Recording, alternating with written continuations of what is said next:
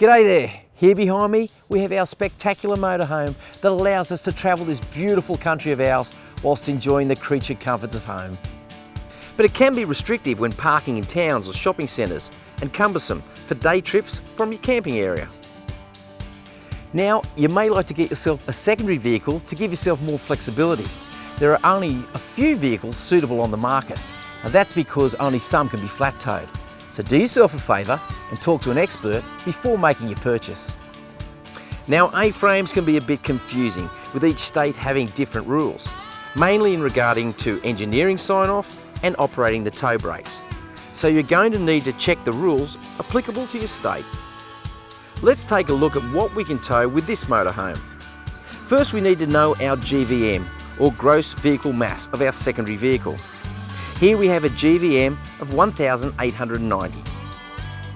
One of the most common mistakes people make is assuming that the tear weight is what dictates the towing capacity. You also need to make sure your motorhome tow capacity is greater than the GVM of your towed vehicle. Here we have 1,900 kilograms, so we're all good. To set up for flat towing, we need a tow bar on your motorhome. Motorhome wired with a 7-pin flat plug. Now the wiring must be 12 volt, as some motorhomes are 24 volt, and these require additional wiring to reduce the voltage. An A-frame, like this one here from Hitch & Go. A base plate fitted to the tow vehicle. Wiring of the electrics to allow the towed tow vehicle lights to function. Safety cables. Emergency breakaway system, if required. Vehicle under tow sign.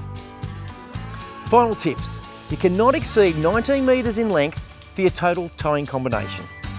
And if your combination is over 7.5 metres and needs to straddle lanes or turn from an adjacent lane to turn at an intersection, you must display a do not overtake turning vehicle sign. When under tow, you will need to have the ignition on, but not the engine started, so that the steering lock is disengaged. For keyless ignition, there is a sequence to set the car up to keep the steering disengaged. It's recommended to start the towing vehicle every 300 kilometres or so for a few minutes to keep the battery charged and run oil through the transmission. It's also recommended not to exceed 90 kilometres per hour. Reversing an A-frame is not recommended due to the lack of directional control over the towed vehicle.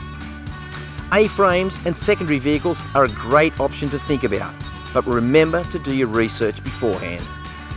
For more information, head to rvsafe.com.au and check out other valuable safety videos. Safe travels.